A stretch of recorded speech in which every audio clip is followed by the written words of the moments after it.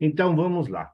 Hoje, nós, então, vamos ver essa oração, que não é de conhecimento, somente aqueles que geralmente têm o hábito, ou mesmo por estudo, de ler ou estudar a Bíblia, é que tem conhecimento, porque é uma oração de Jesus que não está no Evangelho segundo o Espiritismo. Lembrando sempre que a orientação do Espírito de Verdade para Kardec não era abordar a todos os temas do Novo Testamento, mas sim aqueles que faziam necessário dentro do Consolador prometido pelo Mestre.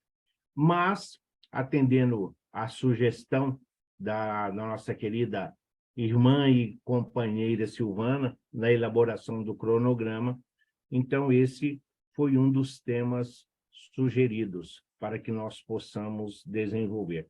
Então, vamos lá, que Deus nos abençoe e que Jesus seja o nosso companheiro de todas as horas, pois que toda a informação, todo o recurso e todo o mecanismo, nós devemos deles fazer uso em nosso proveito, tornando a nossa caminhada mais suave e mais amena. Então, essa oração está no Evangelho de João, o capítulo 17. Não é, o capítulo, a oração é esse capítulo inteiro, do versículo 1 ao 26. E nós sabemos, o Evangelho de João é considerado o evangelho mais espiritual, porque ele não está simplesmente fazendo um relato, ele é testemunha ocular de tudo o que ali está escrito. Ele vivenciou e participou ativamente do messianato do Cristo. Um dos textos mais maravilhosos e profundos da Bíblia é a oração que Jesus fez no capítulo 17 do Evangelho de João. Não importa o quão longe do Cristo estejamos, muitas vezes deixamos passar despercebidos os desejos de Jesus enquanto orava. Nós sempre ouvimos falar que a prece, a importância da prece, a eficácia da prece, por que que nós devemos fazer prece. Alguns chegam até mesmo a dizer que para nós o ideal seria se nós fôssemos um evangelho diário, um evangelho às 24 horas do dia. Então, mas como dizemos, muitas vezes na nossa correria, no nosso dia a dia, nós não nos atentamos para algumas palavras de Jesus. Nós focamos naquelas que são mais divulgadas pelas religiões. A importância que nós temos de buscar essas obras complementares, buscar nesses arquivos que está à nossa disposição, é exatamente o complemento da nossa caminhada. Porque Jesus orava, nós já ouvimos falar na sua transfiguração no Tabor, lá no Horto das Oliveiras, no momento em que a centúria, né, o centurião chega para conduzi-lo, então, à presença de Pilatos, ali Jesus orava. E hoje nós vamos ver o porquê dessa oração intercessória do Mestre. Orando por si mesmo, Jesus começa essa oração de forma muito íntima, em uma conversa com o Pai. Nela, ele afirma ter cumprido sua missão e define o que é a vida eterna. Que conheçam somente a ti, por único Deus verdadeiro, e a Jesus Cristo, a quem enviastes. Então, Jesus fala dessa forma tão carinhosa de Pai, porque Jesus, o Deus de Moisés, é um Deus para ser temido. O Deus de Jesus é um Deus para ser amado. Então, começa orando por si mesmo. Sim, não é errado, isso não é egoísmo. Então, Jesus está, em primeiro momento, orando e rezando, orando por si mesmo, é o que ele está falando. E quando ele fala, para que conheçam somente a ti, por único Deus verdadeiro, e é Jesus que me enviaste, aqui ele já joga por terra os falsos cristos, os falsos profetas, muitas das lideranças religiosas que se arvoram como enviados, como missionários do Cristo. Não, ele já diz que conheçam a ti, ele coloca sempre o Pai, Deus em primeiro lugar, que conheçam a ti por Deus verdadeiro e a Jesus a quem enviaste. Então, ele está falando na primeira pessoa, porque é assim que nós devemos dirigir a Deus. Nós devemos falar com ele, mas nos colocando sempre em primeiro lugar, porque é através de nós que nós vamos propagar, é através da nossa vivência e do nosso exemplo que nós vamos apresentar esse Deus de amor tão necessário na nossa jornada. Isto nos faz entender: vida eterna não é viver para sempre, mas sim conhecer a Deus e a Jesus. Então, ele fala, cumpriu a sua missão e definir o que é vida eterna. Vida eterna, como a maioria pensa, não é porque nós somos um espírito imortal que não vamos ter fim. Não é esse o sentido de vida eterna. Vida eterna é simplesmente conhecer Deus, é integrar-se ao Ser Supremo, à divindade que nos fez a sua imagem e semelhança. Jesus é guia e modelo, Jesus é a ligação, Jesus é a intermediação, Jesus é a ponte, se assim podemos dizer.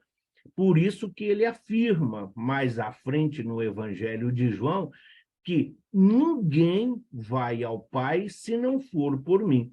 Por quê? Ele está falando ainda da nossa condição espiritual, da nossa infância espiritual. Nós ainda não podemos compreender a plenitude de Deus, mas nós conhecemos a ele, Jesus, e ele foi o enviado. Então, conhecendo a Jesus, nós chegaremos a Deus. E quando conhecermos Deus, o Pai, a inteligência suprema, aí sim nós vamos compreender o significado de vida eterna.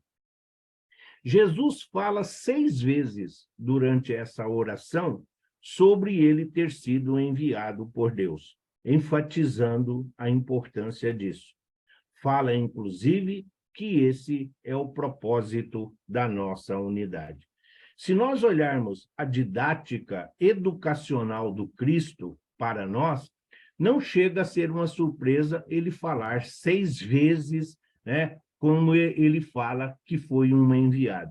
Jesus, em todo o seu messianato, ele sempre faz referência, por exemplo, à lei.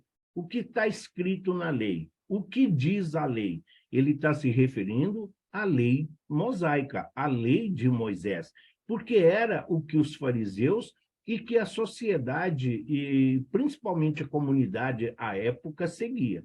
Então, não é que ele está sendo repetitivo ou que a Bíblia de Jerusalém e outras também erraram. Não, é simplesmente daí que surgem as orações repetitivas, como a própria missa, o terço ou rosário, como queiram. Por quê? É através da repetição que vai a fixação daquilo que nós estamos buscando. Então, qual é o propósito desta unidade? Jesus diz assim: eu neles e tu em mim, para que eles sejam perfeitos em unidade, e para que o mundo reconheça que tu me enviastes, e que os amastes como me tens amado a mim. Então, Jesus está dizendo, sim, ele fala no Evangelho de João, várias vezes Jesus vai dizer, eu e o Pai somos um, eu e o Pai estamos em união. Então, Jesus reconhece, não é que Jesus está nos tratando de uma forma pejorativa, ele deixa bem claro a nossa pequenez espiritual. Nós não temos condições de interagir a Deus. Nós não temos condições de compreender a Deus, mas nós temos condições de compreender ao Cristo. Por isso ele diz, eu neles, Jesus em nós. e Deus em Jesus. Ou seja, nós só vamos estar em Deus se estivermos em Cristo. Não é que Jesus quer ser o intermediário, é que nós não temos condições de ir direto a Deus. Da mesma forma, quando a gente estuda, né, lá o perispírito, quando a gente fala de mediunidade, o espírito, ele não pode agir diretamente no corpo físico. O corpo físico não suporta a toda a intensidade do espírito. Por isso, os vários corpos espirituais, entre eles o perispírito, para fazer essa ligação. Da mesma forma, a nossa ligação com Deus é através de Jesus. E aí ele fala, para que, quando o mundo reconhecer que Jesus foi o enviado divino, que Jesus é a manifestação divina do amor, então nós vamos seguir, porque Deus nos ama da mesma forma que amou Jesus. O nosso entendimento e a nossa compreensão é que ainda precisa de mais aperfeiçoamento e de mais informação.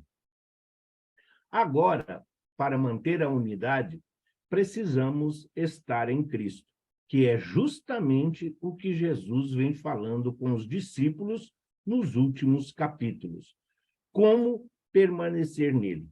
O caminho do discurso percorrido pelo Cristo é o seguinte. Por quê?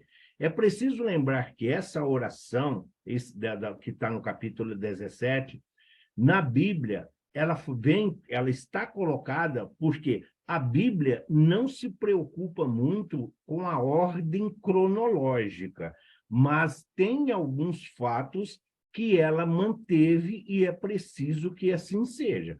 Essa oração, ela está logo depois do sermão profético. No sermão profético, Jesus está preparando os apóstolos para o seu retorno à pátria espiritual enquanto espírito. É onde Jesus fala da peste, fome, guerra, terremoto, violência e tudo mais. Então, nessa sequência que Jesus vem essa intercessão. Por quê? Porque sabendo da sua partida, sabendo que nós e os apóstolos que ali estavam se perderiam por temor, por receio, a perseguição ainda do Império Romano, então Jesus quer trazer esta união. Jesus quer passar confiança aos discípulos. Então, essa oração intercessória é interessante porque Jesus fala por ele, Jesus fala pelos apóstolos que vão continuar o seu trabalho, Jesus fala para a comunidade, representando a nós, a comunidade que estava presente, e Jesus vai falar, inclusive, pelos espíritos que virão após os apóstolos. Então, por isso, o caminho do discurso percorrido por Jesus é o seguinte, que nós, permanecendo na palavra, então permaneceremos no amor de Jesus, que nos levará à unidade e fará com que o mundo conheça que Jesus foi o enviado. Então, quando essa união, Jesus e Deus, Deus e Jesus, que ele faz questão sempre de nos lembrar, chega-se ao ponto, é por isso que muitas denominações religiosas, inclusive a Igreja Romana, tem-se essa ideia de que Jesus é Deus. É uma interpretação errada do texto bíblico. Aqui não é nem questão de erro de tradução, é erro de interpretação. Quando Jesus fala que ele, Deus, eu neles e tu em mim, então eu estou contigo e eles estão... As pessoas interpretaram que Jesus falando que Deus está aqui era que Jesus era Deus, e ainda acrescentaram o Espírito Santo. Não é isso que Jesus está falando na oração. Ele está dizendo, permanecer na palavra é exemplificar. Em momento algum, Jesus diz que Deus nos ama. Jesus diz que Deus é o amor. Por isso nós somos parte do amor, nós somos criação do amor. Nós ainda somos imperfeitos, mas nós temos inatos em nós a virtude do amor, do ser supremo que nos fez a sua imagem e semelhança, não nos fez igual. Então, permanecendo na palavra, a palavra se fez carne, o verbo, o Evangelho de João começa, e o verbo se fez carne. O verbo seria a palavra, é aquilo que todo mundo falava, do Messias, do Salvador, do enviado. Então, o verbo se fez carne. Essa palavra se transformou na manifestação divina, Jesus, o Messias, o Salvador. Então, para manter essa unidade e essa união com Deus, nós precisamos compreender que Deus enviou Jesus exatamente para servir de guia e modelo. Jesus veio trazer não só o código da maioridade espiritual da Terra, Jesus veio nos trazer o código de conduta necessário e fundamental à nossa evolução espiritual. A oração de Jesus por nós, ele vai dizer que ele orou por ele, pelos discípulos, e ele vai orar, ele vai dizer assim: não peço que os tire do mundo, mas que os livre do mal. Não são do mundo, como eu não sou. Santifica-os na tua verdade. A tua palavra é a verdade. Assim como tu me enviastes ao mundo, também eu os enviei ao mundo. Não é nem questão de ser espírita. Para ver, Jesus dizia isso 2023 anos atrás, a doutrina espírita está aí fazendo 166, 167 anos, que sejam, se não, a minha conta não estiver muito errada, mas Jesus deixa bem claro, ele não é do mundo, nós não somos, nós estamos no mundo, mas a intercessão de Jesus, exatamente sabendo que nós estamos aqui em prova, em expiação, em aprendizado, alguns como os profetas e outros tantos capazes na sua vida missionária, mas nós não somos do mundo. Então, Jesus está dizendo, é justo, por isso que nós devemos ter, porque muitas vezes, quando nós estamos orando, quando nós estamos fazendo prece, principalmente pelos nossos amados, pelos filhos, por exemplo, nós ficamos, ai Deus, não deixa que ele sofra, ai Deus, não deixa que ele seja derrotado, ai Deus, não deixa que ele chore. Não, Jesus está dizendo, ele não está pedindo para nos tirar do mundo, ele está pedindo para nos livrar do mal. Agora, não as orações que nós herdamos da Igreja Romana, a maioria delas nos fala, livrai-nos das tentações. Mas que tentações? As tentações nada mais são do que as nossas tendências. Mas deixa bem claro, nós não somos do mundo, o Cristo não era do mundo. Jesus não venceu no mundo. Jesus venceu o mundo. É diferente. Não só a conotação, como as palavras. Jesus, ele combateu o mal, ele venceu o mal, venceu o orgulho, venceu o egoísmo. Não, nós vamos ver que tudo tem o seu tempo. Vencer é não se deixar contaminar. É como a sombra que adentra os lugares mais fétidos, os lugares mais lúgubres, sem se contaminar. É o sal da terra, é a luz do mundo. Nós devemos levar o evangelho e a representação divina onde quer que estejamos. Lembrando sempre que nós estamos aqui. Da mesma forma que Deus, o Pai, está com Cristo, o Cristo está conosco. Então, quando nós falamos que Jesus seja o nosso companheiro de todas as horas, cabe a nós fazer com que ele possa estar presente e ao nosso lado. Jesus, orando ao Pai, intercede pelos discípulos ali presentes, aqueles que seriam a base da igreja cristã. Ao mesmo tempo, como vemos no versículo 20, Jesus intercede da mesma forma por todos os cristãos de todas as gerações. Nós aprendemos, Deus, o Criador, somente Deus pode criar. Jesus e todos os espíritos da esfera crística são co-criadores em plano maior.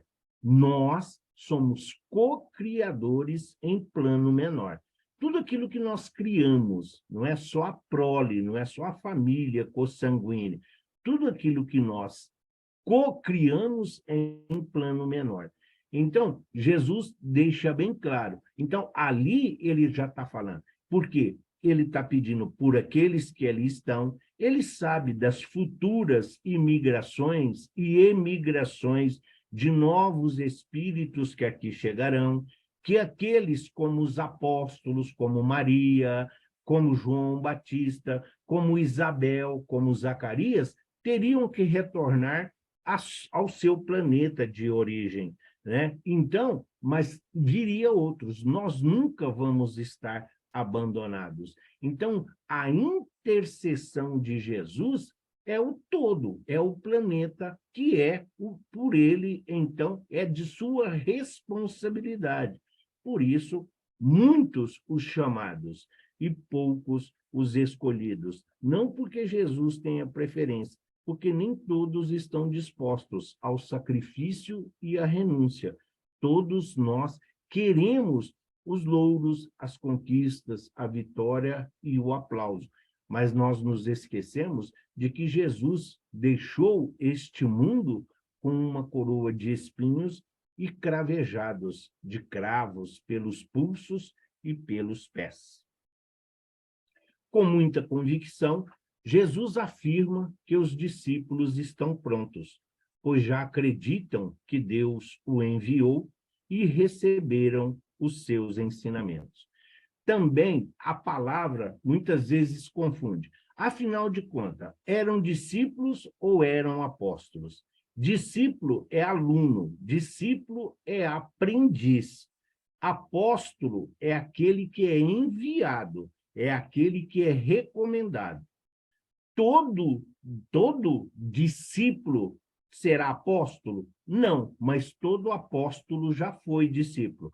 Os discípulos de Jesus, eles eram discípulos até o Pentecostes.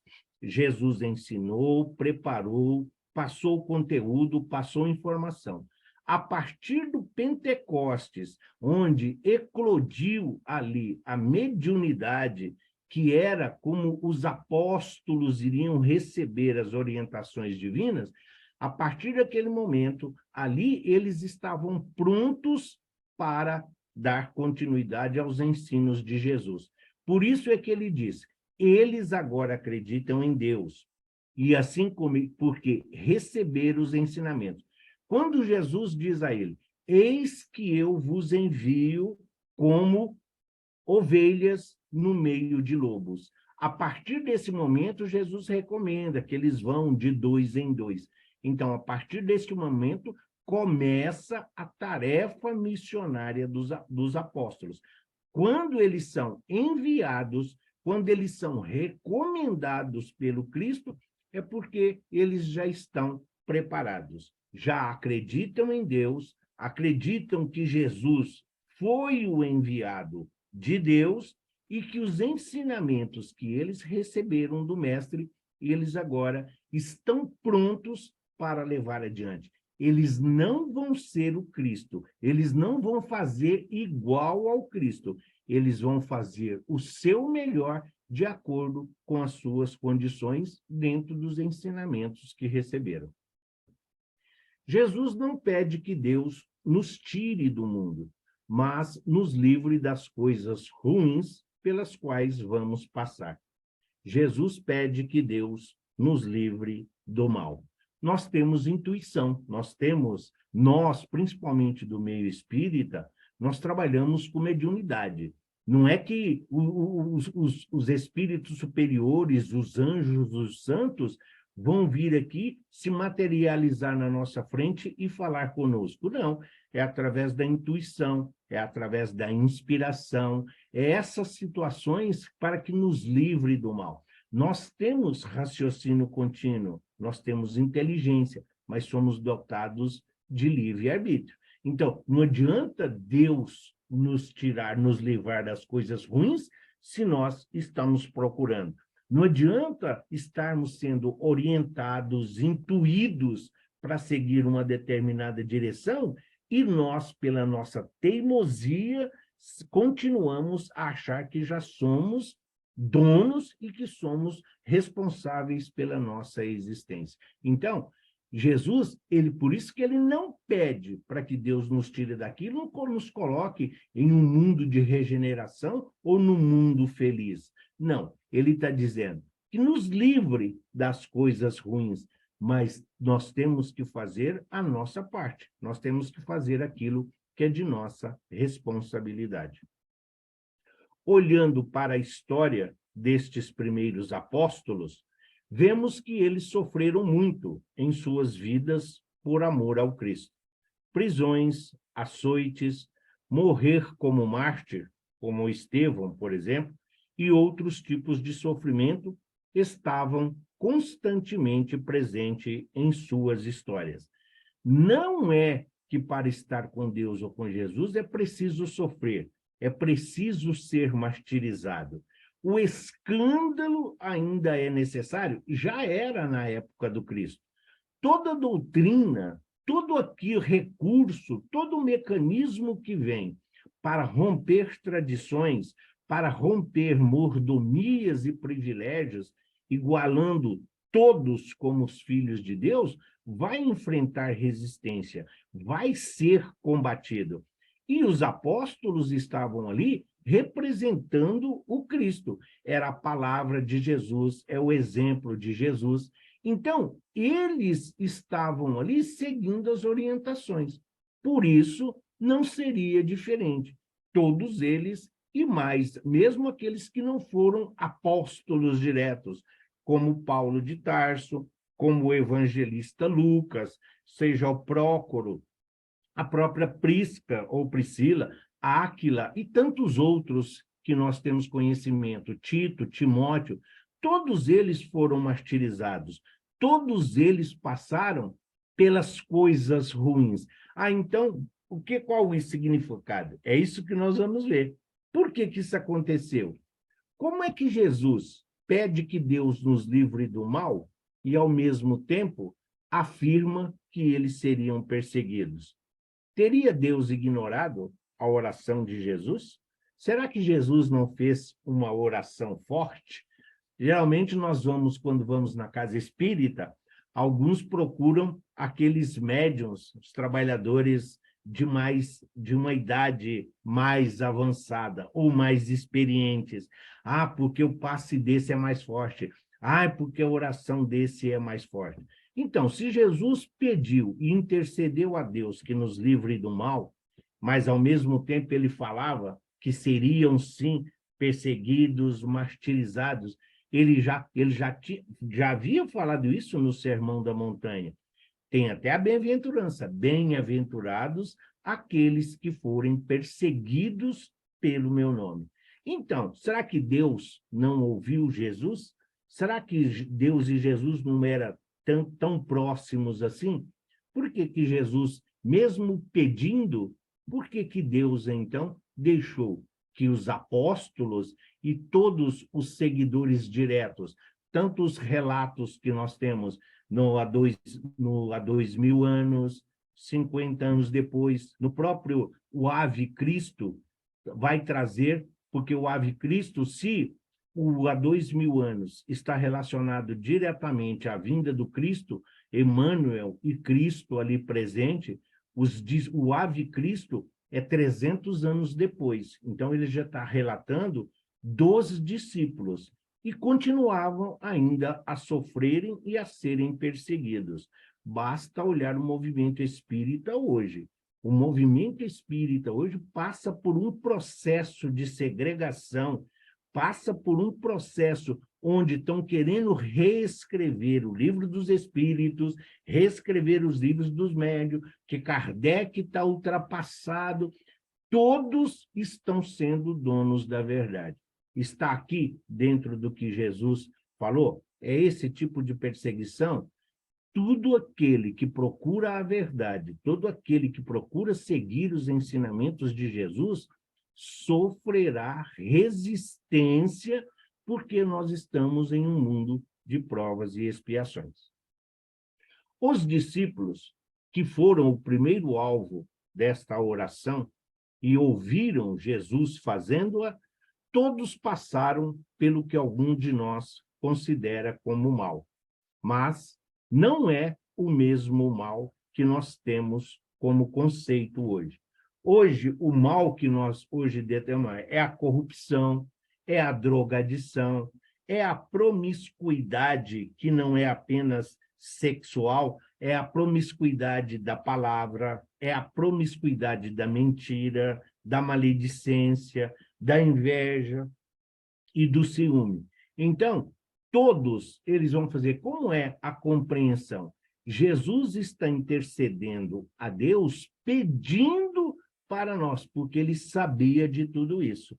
Porque nós sabemos, o orgulho e o egoísmo, eles têm um filho ali que é fantástico. Nossa, as pessoas adotaram o filho do orgulho e do egoísmo, e muitos nem sabem dessa adoção. Chama-se melindre. E nada disso, nem o orgulho, nem o egoísmo e nem o melindre, é criação divina. Em momento algum, Jesus disse que isso faria parte da nossa vida. Então, de onde surgiu? Da nossa imperfeição e da nossa invigilância aos ensinamentos do Mestre. Independente disso, ser realidade ou não, o fato é que o mal sobre o qual Jesus estava se referindo não é o mesmo mal ao qual nós costumamos nos referir. Isso nos ensina que, sim, iremos passar por algumas dificuldades aqui na Terra. E isso não significa que Deus não nos está protegendo, que Deus não esteja cuidando de nós ou que nós não sejamos protegidos. As intempéries, as tormentas, as aflições da nossa vida atual, a grande maioria delas não tem nada a ver com o nosso pretérito. A percentagem é mínima do que nós carregamos do pretérito. É fruto da nossa intemperança atual, é fruto da nossa invigilância, da nossa falta de disciplina, da nossa pouca disposição para estudar, para aprender, e, principalmente, nós ainda somos muito rebeldes. Se nós somos rebeldes, se nós somos desleixados em relações à vida material, à vida social que hoje nós temos e estamos inseridos, imagine a lei divina de um Deus que nós não vemos, de um Deus que nós não podemos tocar. Então, a grande maioria, já que Deus não está vendo, já que Deus não tá, então eu vou fazer. É aí que nós vamos aumentando o nosso débito. Muitas vezes, nós chegamos aqui no nosso planejamento reencarnatório com uma sacolinha de mercado, mas quando voltamos, precisamos voltar de Uber, porque a bagagem que nós estamos levando, nós pegamos todas as caçambas de entulhos, porque não aprendemos a vigiar. O mal que Jesus está dizendo, Deus fez a parte dele, mas nós não cumprimos o nosso papel e a nossa obrigação. Mas, se você... É porque eu mantive o texto, tá? É para nós.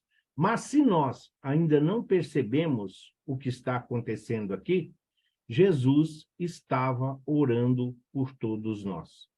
Um dia antes de ser morto, Jesus pensou nas pessoas que estariam precisando de intercessão.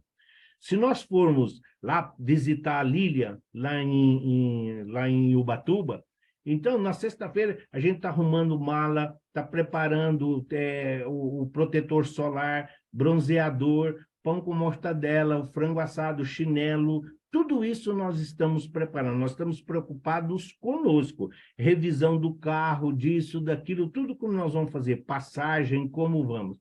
Jesus, porque ele tinha ciência e consciência do momento que supremo ali no madeiro, ali no Calvário.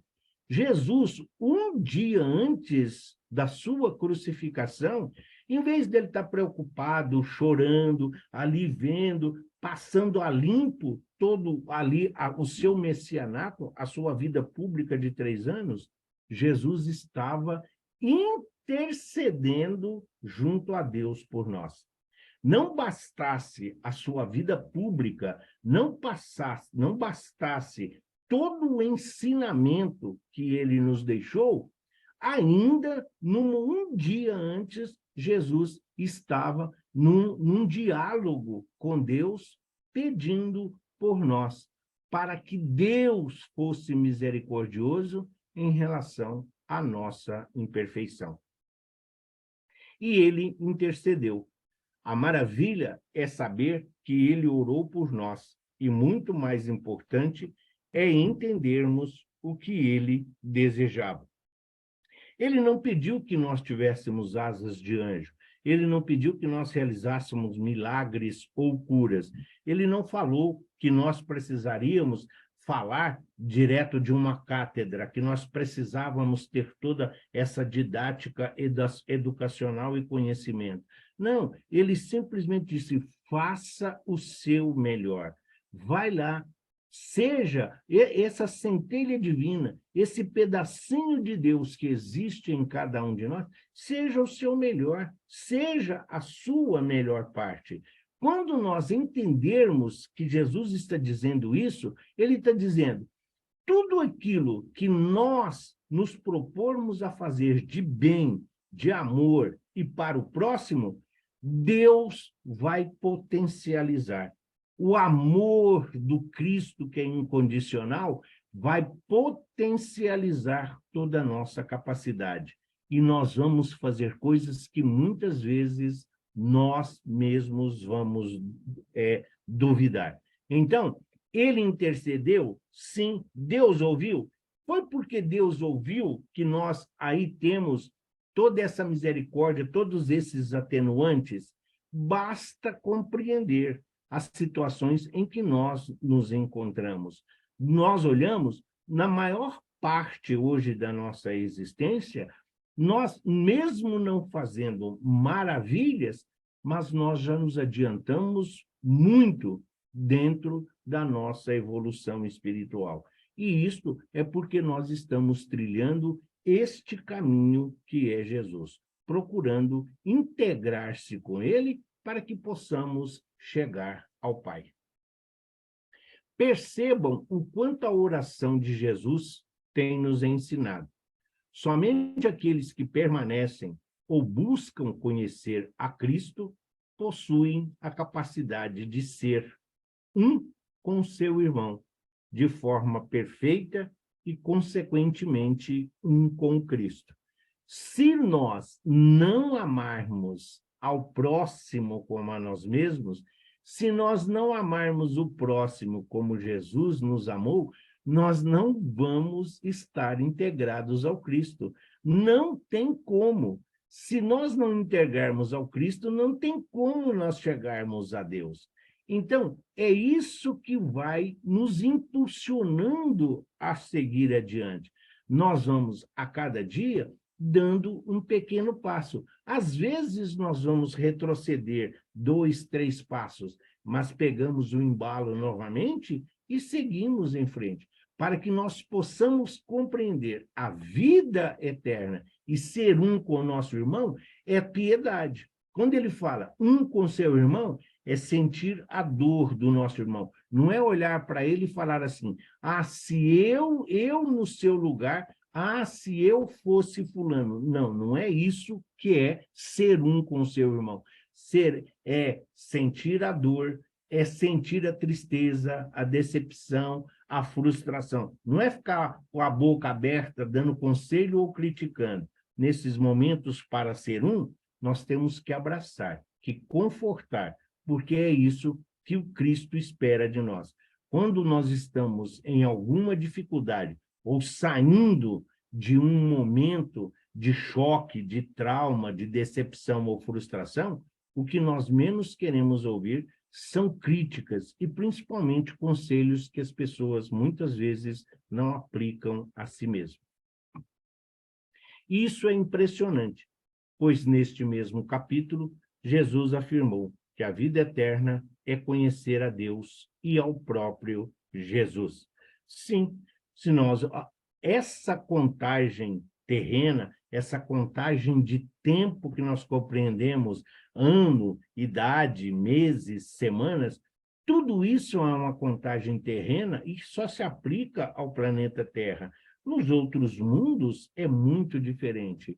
Então, quando Jesus diz de conhecer a Deus, é a cada dia. Se nós olharmos o nosso conhecimento, desde a nossa infância, quando nossa mãe ali nos alimentava, nos amamentava, cuidava das nossas necessidades básicas, a nossa própria sobrevivência, os nossos primeiros passos na escola, no conhecimento, na informação, sabendo de certo e errado, e hoje a possibilidade que nós temos de angariar recursos para que nós possamos caminhar dignamente, ninguém pode alegar que hoje que não sabia. Sim, em termos de religiosidade, em termos de evangelho, ainda existem muitos irmãos e companheiros que precisam de interpretação.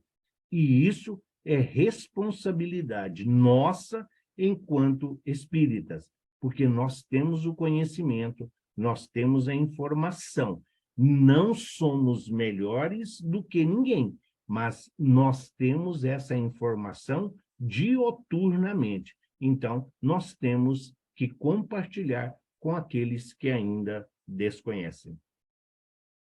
A forma perfeita, que se refere no versículo 23, não significa sem erros, mas sim se refere a uma entrega perfeita na comunhão um com o outro.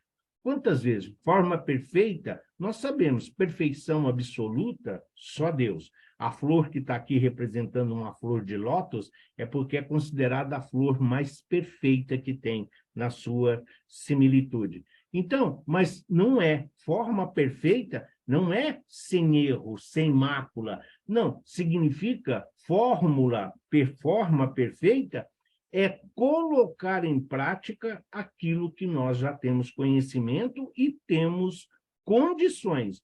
Muitas vezes, nós fazemos as coisas com as melhores intenções, e mesmo assim, o resultado não é positivo ou é totalmente diferente daquilo que nós almejamos, ou do que nós entendemos. Por quê? É o nosso ponto de vista. Por isso que até para fazer a caridade é preciso saber a quem estamos fazendo. Porque, às vezes, nós vamos lá, quem está afogando, se afogando? Não adianta nós sairmos desesperados e entrar na água para tirar quem está se afogando. Se nós não tivermos um curso de mergulho, se nós não entendermos dos primeiros socorros, de como retirar uma pessoa nessas condições, nós vamos acabar desencarnando junto com a criatura. E isso, vai ser considerado um suicídio? Inconsciente, mas é, porque nós estamos nos propondo a fazer algo que nós não temos conhecimento. Então, nós vamos trazer mais dificuldade ao mundo espiritual do que benefício. Então, forma perfeita, mas a intenção era boa. Então, a intenção é o que conta para Deus. Mas nós não podemos viver apenas de intenção, porque se assim fosse, o mundo, hoje o planeta Terra, não estaria nessa condição. Existem pessoas muito bem intencionadas, mas que não fazem nada. Não há como sermos perfeitos, sem erros, mas há como vivermos de forma completa na comunhão e no amor um pelo outro. Não tem como ir a Deus sem amar ao próximo. O próximo representa para nós, é uma colocação que é feita. O próximo representa para nós o que Estevão representa para Saulo. Só existe Paulo de Tarso porque existe Gesiel, o Estevão. O Estevão é o instrumento, é o buril, é a ferramenta que transformou Saulo em Paulo. E nós, para que nós possamos nos transformar para viver essa forma perfeita, essa forma completa, nós precisamos do próximo. E não é só simplesmente dando uma cesta básica no final do ano ou desocupando armários com aquilo que já não nos serve mais, que nós não usamos mais, para colocar aquilo de novo que nós compramos. Então, isso não é caridade. Nós estamos fazendo, muitas vezes, essas atitudes muito mais para as nossas necessidades do que por amor. Então, são essas formas de compreender a divindade em nossa existência. Para Jesus, isso é tão importante que ele diz na oração que esta unidade em amor vai dizer ao mundo que Deus ama a humanidade da mesma forma que ama a Cristo. Este é o desejo de Jesus enquanto orava por nós. Jesus compreendia, a sua integração com Deus fazia com que ele visse Deus em todas as suas atitudes, em todos os seus atos. Jesus via Deus em todas as criaturas que se encaminhavam com ele. Na figueira, sim, ali, na figueira, na palavra do semeador, na mulher hemorríase, no paralítico, no homem da mão ressequida, no filho da viúva de Naim, como na filha de Jairo. Quando ele ali vai, então, tudo aquilo que ele fez era a forma de entender que Deus estava com ele, que ele estava com Deus. Nós, na nossa caminhada, nós às vezes fazemos determinadas coisas e nós queremos que Deus esteja conosco. Às vezes, quando alguém faz algo que nos magoa, que nos fere ou que nos deixa chateado, primeira coisa que a gente fala, tudo bem, eu espero que Deus faça justiça. Olha nós querendo que Deus faça vingança por nós. Jesus jamais proferiria algo dessa forma. Por quê? Isso é não estar com Deus. Como que eu posso estar com Deus? Como que eu posso estar com Jesus se eu ainda estou pensando, Deus há de fazer justiça? Não, a justiça divina tarda, mas não faz. Nós estamos cobrando Deus agilidade. Nós queremos e estamos exigindo de Deus uma punição. Isto não nos conecta a Deus, muito pelo contrário, nos afasta na mesma proporção da nossa falta de consciência. Assim como o amor, Jesus nos mostra outra coisa muito importante nesta oração. No versículo 24, Jesus pede a Deus que onde ele estiver, que estejamos nós também, para vermos a sua glória como prova do amor que Deus tem por ele. Inferno, purgatório, umbral, trevas, tudo isso que nós conhecemos devido à literatura espírita e à própria Bíblia, olha só o que Jesus está dizendo na oração. Que onde ele estiver, que estejamos nós também. Quer maior prova de amor de Jesus por nós do que isso? Ele está dizendo a Deus, já pediu para não nos tirar do mundo, mas nos livrar do mal. Que ame a nós da mesma forma que amava ele. Que nós já temos condições e já compreendemos e aceitamos Deus como ele nos ensinou e como ele passou os apóstolos. E quase no final da oração, que tem 26 versículos, ele ainda vai dizer que onde ele estiver, que estejamos nós também. Isso não é uma promessa, isso é uma certeza. Onde ele estiver, nós vamos estar, sim, mas cada um de nós vai chegar em um momento, no seu momento. Alguns de nós, muito provavelmente, vão chegar com alguma pequena diferença de tempo e espaço um do outro, mas vamos chegar. Porém, tem alguns, como os capelinos, em relação aos seus entes queridos e aos companheiros lá de capela. Alguns deles ainda se encontram aqui no planeta Terra, exatamente por causa do egoísmo, do orgulho, da resistência. Então, quando Jesus diz, ele está pedindo que onde ele estiver, que estejamos nós. Mas se nós não temos condições de estar lá, se nós não estamos preparados para estar lá, se nós não temos condições de estar onde ele está, é porque a oração de Jesus foi fraca? É porque Deus não escutou? Não, é a nossa intemperança, é a nossa imprudência que não nos permite estar com ele. Enquanto eu tomo água, alguma dúvida ou alguma pergunta?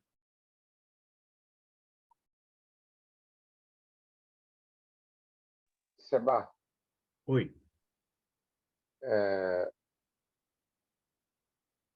é, é uma pergunta, é, assim, Jesus nasceu de Maria e fez toda essa transformação aqui no nosso planeta, todas, entre todos os povos, tudo. Os outros Cristos também nasceram de alguém?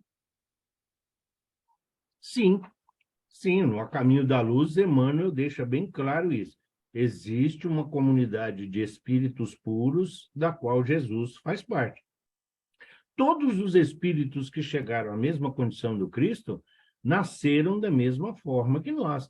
Todos eles passaram pelos reinos mineral, vegetal, animal, o elemental. Todos eles passaram pelos mundos primitivos, mundo de provas e expiações, regeneração, puros, felizes, angelicais e esfera crística. A forma, da mesma forma que os benfeitores nos diz que nos outros mundos a forma é muito parecida com a forma humana, mas a maneira de nascer de todos eles foram. É claro que cada mundo tem a sua particularidade, cada mundo tem, mas a forma ainda é a mesma. Todos eles vivenciaram em cada mundo dentro da propriedade que lhe é própria. Obrigado, Seba. Nada. Então, vamos lá.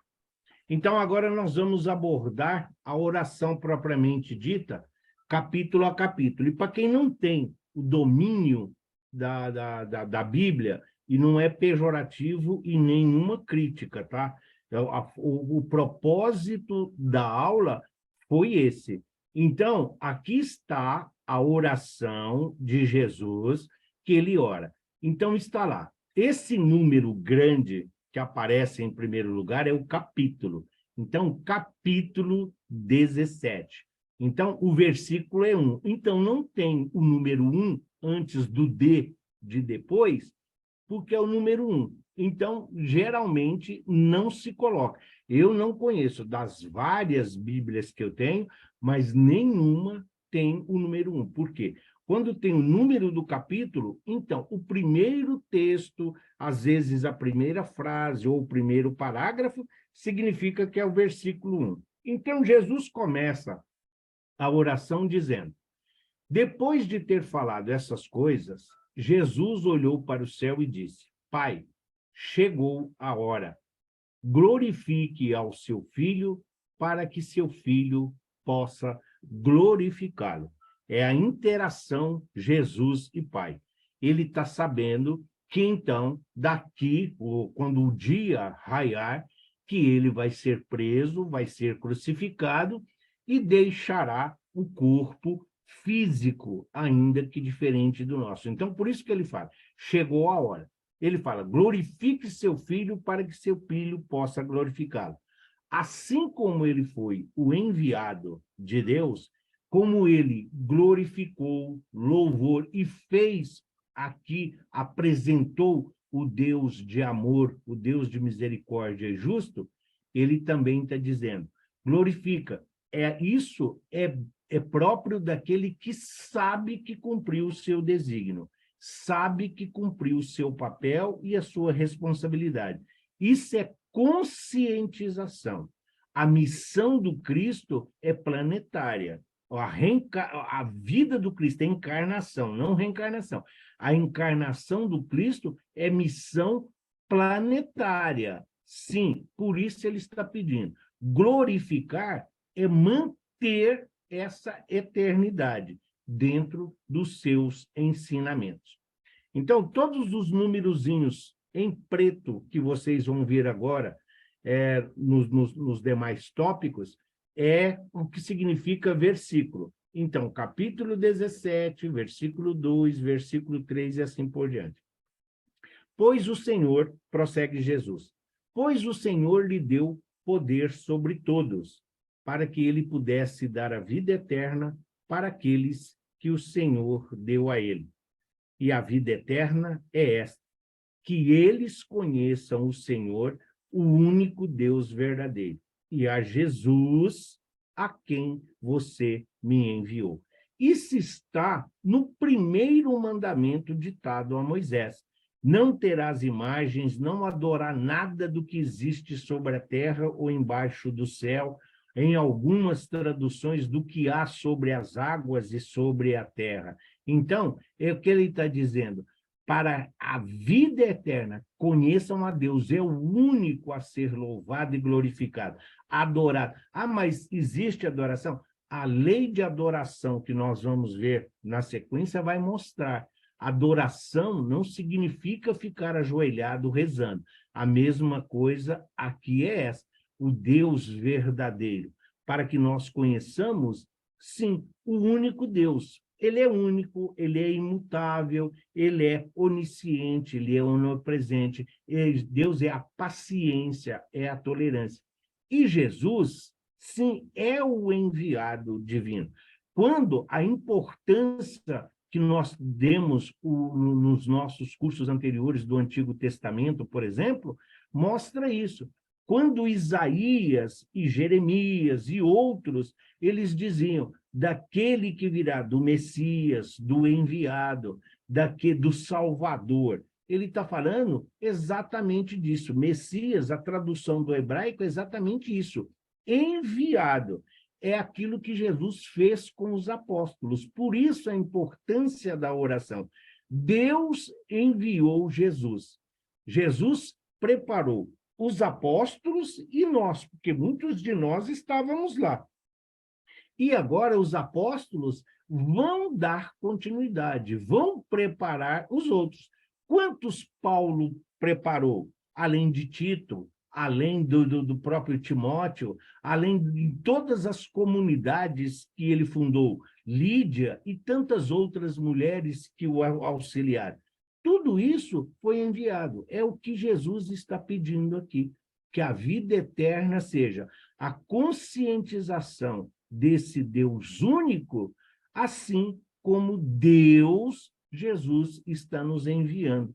Envia. Então, quando nós saímos para o nosso trabalho, nós estamos indo cumprir o papel que Jesus nos enviou? Sim. Ou você achou que, ou alguém acha que está naquele trabalho, naquela família, naquele bairro, naquela casa, naquele prédio, porque você achou bonito ou porque você é o Todo-Poderoso? Não, você está colocado onde está, todos nós estamos onde estamos, porque é ali que Jesus nos enviou, é ali que nós vamos desenvolver o nosso trabalho. Por isso que a gente muda de trabalho, você muda de residência, de estado e até de país. As situações se fazem necessárias. Onde precisar, nós temos que estar dispostos e responsáveis. Eu glorifiquei na terra e acabei o trabalho que me deu para fazer. Agora, Pai, glorifica-me em sua presença com a mesma glória que eu tinha com o Senhor antes do mundo ser criado. Olha a extensão, olha a longevidade que Jesus vem dizer. Eu glorifiquei na terra e acabei o trabalho. Essa é a glória. Você cumpriu o seu dever, cumpriu a sua obrigação, você cumpriu o seu mandato, fez aquilo que foi pedido. E aí Jesus fala, glorifique-me em sua presença, receba, somos nós retornando ao mundo espiritual, somos nós retornando à pátria espiritual com o dever cumprido, cumprimos o nosso papel. E ele fala, a mesma glória que eu tinha com o Senhor antes do mundo ser criado.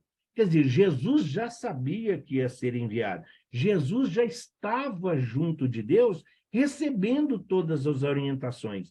Enquanto aquela nebulosa incandescente foi retirada ali do Sol e colocada nas mãos do Cristo para que se transformasse no planeta Terra, então Jesus estava ali, junto do Criador, recebendo ainda orientações, diretrizes de como foi. E é só ler o livro Evolução em Dois Mundos, ou Universo, do André Luiz, ou Universo e Vida, do Hernani Guimarães, para ver como se iniciou as experiências aqui.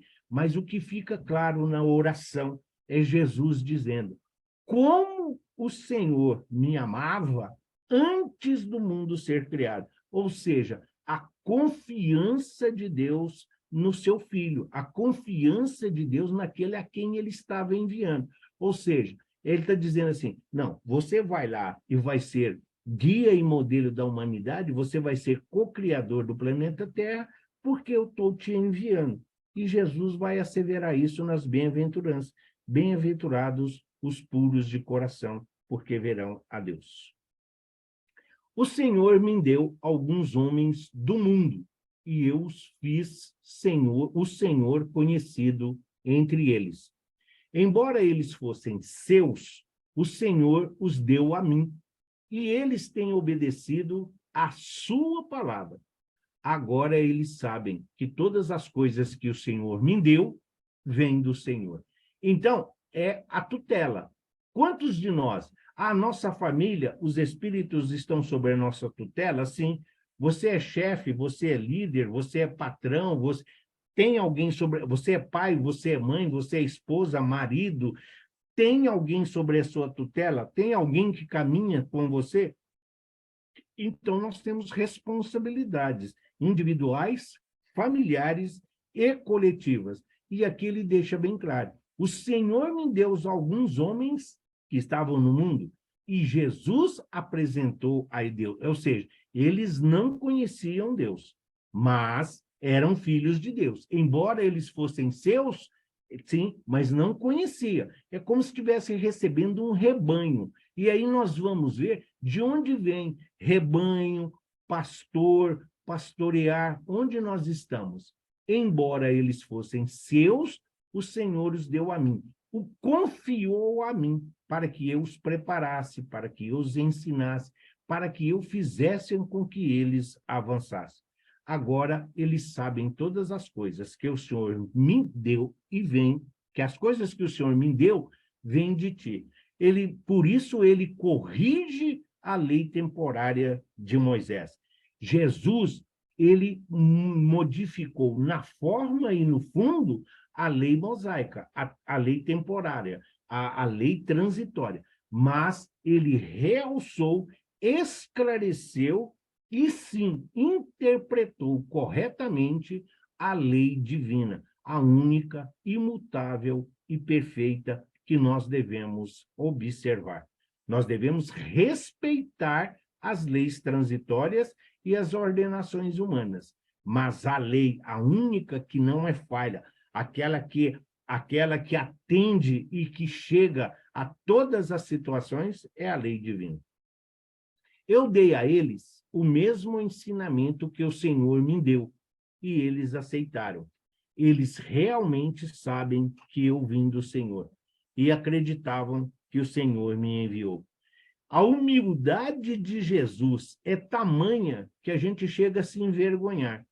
Eu dei a eles o mesmo ensinamento que o Senhor me deu e eles aceitaram. Não, porque hoje, a aula que eu dei hoje, nossa, eu acredito que os alunos tenham passado, nossa, hoje eu fiz uma palestra, mas hoje eu me superei. Olha a humildade de Jesus para compreender que nós somos instrumentos, que nós somos ferramentas. Eu dei a eles o mesmo ensinamento que o Senhor me deu, e eles aceitaram. Claro que a nossa condição de aceitação é diferente do Cristo. Não tem como uma criança de 5, 6 anos aceitar com a mesma facilidade e o mesmo entendimento uma equação de segundo grau, um termo sobre física quântica. Por quê? Porque é preciso um momento, é preciso esperar. Mas já temos essa noção, saber que que Jesus veio de Deus, ele é o enviado. E tudo aquilo que ele nos deixou como legado é para o nosso aprendizado. E nós já perdemos muito tempo, por isso hoje temos essa impressão de estar sempre correndo. Eu estou orando por eles, não oro pelo mundo, mas por aqueles que o Senhor me deu, pois eles são seus. Tudo que eu tenho é seu, e tudo que o Senhor tem é meu, e eu sou glorificado neles. É uma confiança tamanha, é uma integração tamanha, que nós falamos assim, então eu não entendo nada de religião. Então eu não tenho a mínima ideia do que seja Deus, a inteligência suprema. Eu estou muito, olha, a cada dia que passa, mais eu tenho consciência de que eu não sei o que é e quem é Jesus. Eu não oro pelo mundo, mas por aqueles que o Senhor me deu, porque eles são seus. Jesus assume essa responsabilidade. Ele está dizendo, se eles estão errando, é porque eu não fiz o meu papel direito. Se eles ainda erram, é porque em um momento ou outro, eles se distraíram, eles estavam cuidando de outros afazeres. Jesus não coloca a culpa, Jesus não aponta o dedo. Ele diz, eles receberam, dá um tempo que eles vão fazer, porque já sabem. Saber, todos sabemos, mas poucos de nós ainda se dispõem a fazer. Agora, eu estou indo para onde o Senhor está. A garantia, a certeza, o retorno, para nós, a certeza de que nós aqui temos prazo de validade. Agora, eu estou indo para onde o Senhor está. Eles ainda vão ficar no mundo, mas eu não estarei mais aqui. Pai Santo, guarde-os pelo poder de seu nome, o nome que o Senhor me deu, para que eles sejam um só, assim como nós. Quando ele está dizendo que nós vamos continuar, exatamente as nossas ainda várias encarnações neste planeta bendito. Existem outros mundos, mas nós não sabemos. Existem outros Cristos, mas não significa que é o Cristo responsável pelo planeta Terra. Mas quando Jesus diz, eu não estarei mais aqui, ele está falando da referência material, da referência física, porque tanto os apóstolos como a comunidade, eles tinham essa ideia do físico, da matéria, do homem Jesus, e não do Espírito glorificado por Deus. Por isso que ele diz, guarde-os pelo poder de seu nome, que é o que ele diz, Deus Todo-Poderoso. Por isso, Jesus vai falar na oração, que seja feita a sua vontade. É sempre nesta colocação de enviado e do amor divino por todos nós. Enquanto eu estava com eles, eu os guardei com o poder do seu nome, nome que o Senhor me deu. E eu os protegi, e nenhum se perdeu a não ser o filho da perdição, para que acontecesse o que a Escritura diz. Ele está falando de Judas Iscariote. Eu os protegi e nenhum se perdeu, a não ser o filho da perdição. Ele está falando de toda a materialidade, do desvio, mas em momento algum ele está falando que ele é impróprio ou que ele não tem a sua importância. Ele disse que ele, sim, a não ser o filho da perdição, ele não conseguiu, Judas Iscariotes não conseguiu superar as suas tendências e as suas fraquezas, sendo dominado pelos espíritos e pelas sintonias malfazejas que ainda circundavam a sua existência. Agora eu estou indo para onde o Senhor está, mas eu estou dizendo que estas coisas enquanto ainda estou no mundo, para que eles possam sentir dentro deles toda a minha alegria. Mesmo sabendo que vai desencarnar, crucificado, com dor, com humilhação, para os seus seguidores, aqui Jesus está falando, ele fala, para que eles possam sentir a presença. Ele não podia dizer, olha, o meu espírito vai estar com eles. A referência que tínhamos naquela época e que todos tinham era do físico, era da matéria. Não tinham essa compreensão ainda de espiritual, de um ser imaterial que sobreviveria à noite do túmulo. Eu tenho dado a eles o seu ensinamento, mas o mundo os odiou, pois eles não pertencem ao mundo, assim como eu também não pertenço. As regalias, a mordomia, a autoridade, o poder, os privilégios, sempre vai ter esta ou aquela classe privilegiada. Todos aqueles que querem romper ou que querem esclarecer para evitar a escravização moral, emocional e espiritual vão sofrer a perseguição. Por quê? Porque não são do mundo. Se o mundo se odiou, se as pessoas influenciadas e intuídas conseguiram a Jesus todo, impingiram a Jesus todo esse sacrifício, imagine a nós que somos imperfeitos e muitas vezes nos sintonizamos com essas companhias. Não estou pedindo que o Senhor os tire do mundo, mas que os guarde do maligno.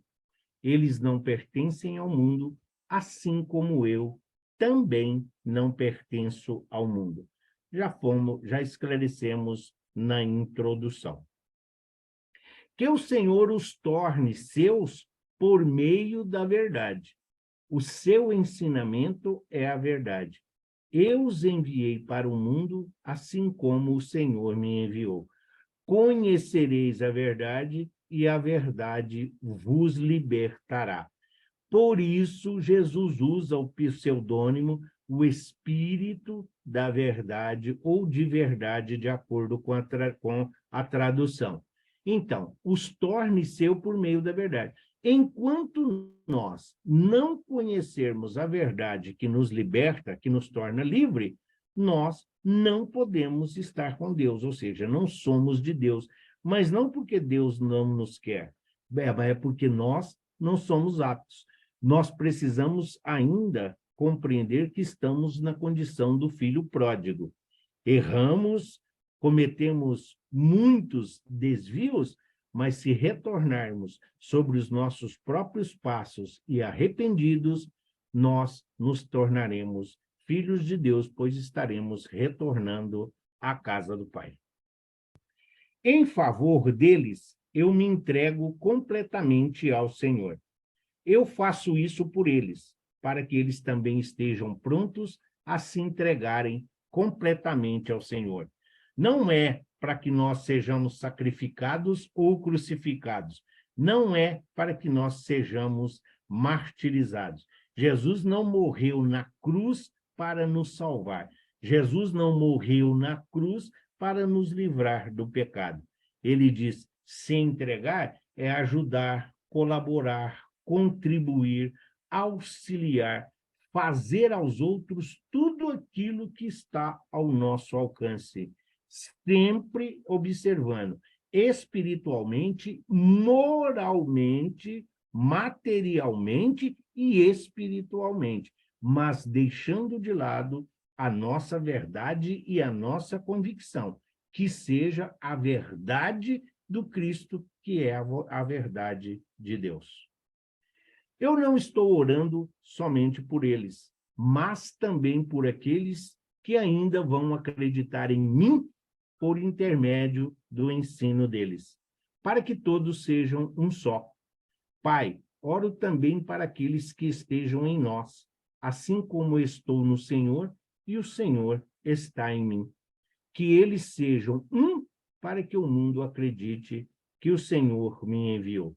Quando ele fala aqui no versículo 20, por aqueles que também vão acreditar por intermédio do ensino deles, qualquer semelhança com as viagens missionárias e com o que os apóstolos fizeram em termos de comunidade e de levar o evangelho a todas as nações e o meio de difusão e de divulgação que foi, não é uma mera coincidência.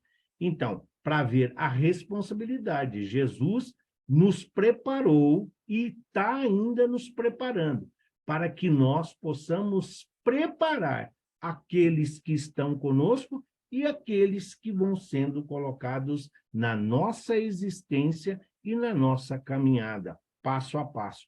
Onde e com quem estivermos, nós temos responsabilidade e comprometimento, instrução e consolação, acolher e confortar sempre.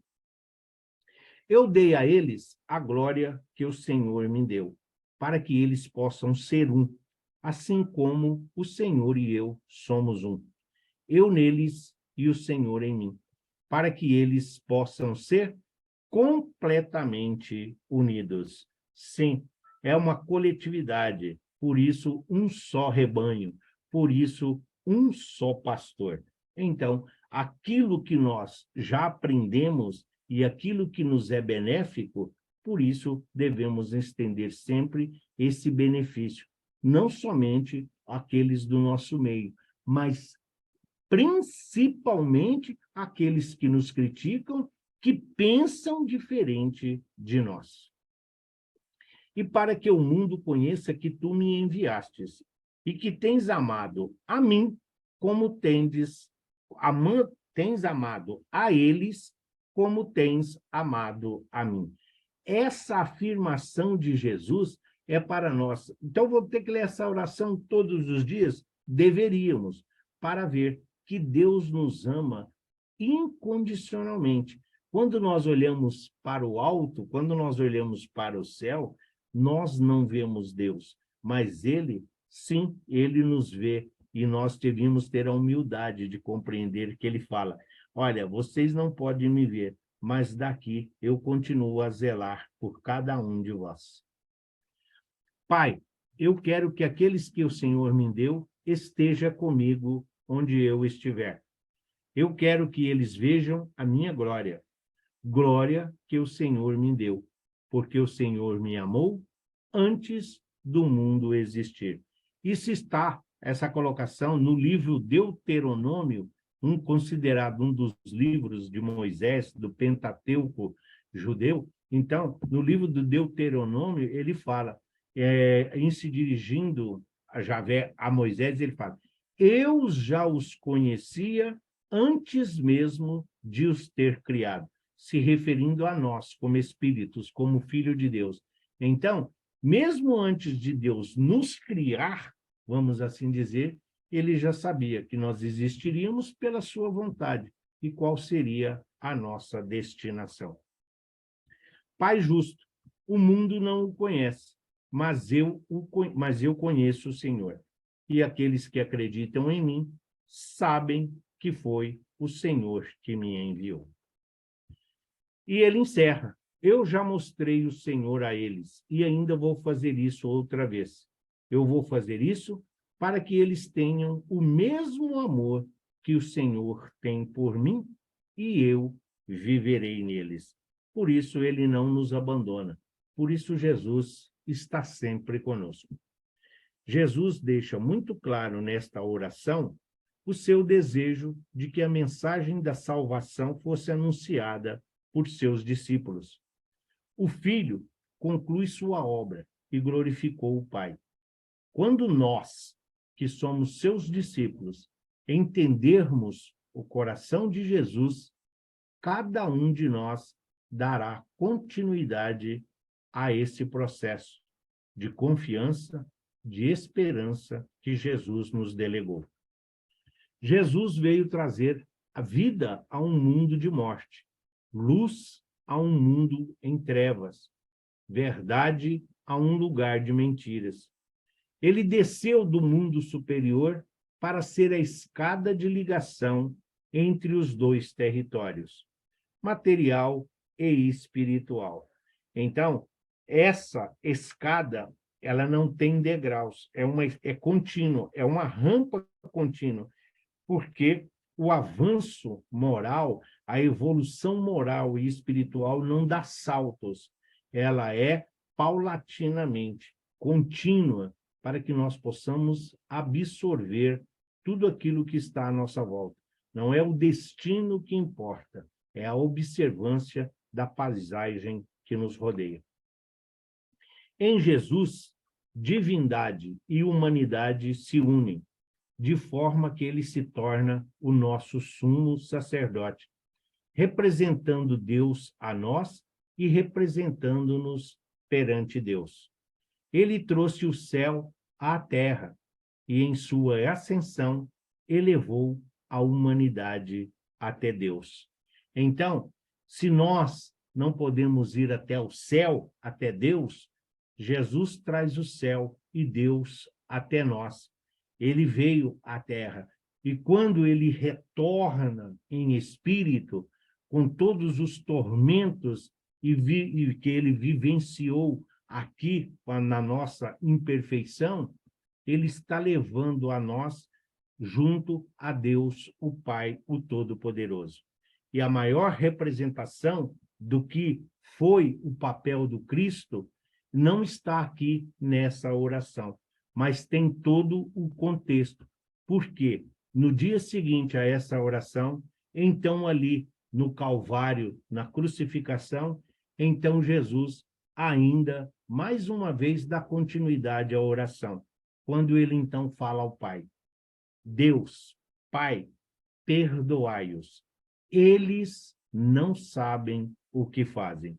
Ele está ciente e consciente de que fez o seu papel, de que ensinou, de que educou, de que mostrou o caminho, direção, recurso, mecanismo.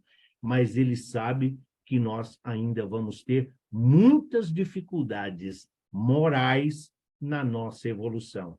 Então, ele arremata essa intercessão pedindo a Deus que não imputasse a nós ainda essas faltas, porque nós, ainda imperfeitos, não sabemos toda a extensão e as consequências dos nossos atos.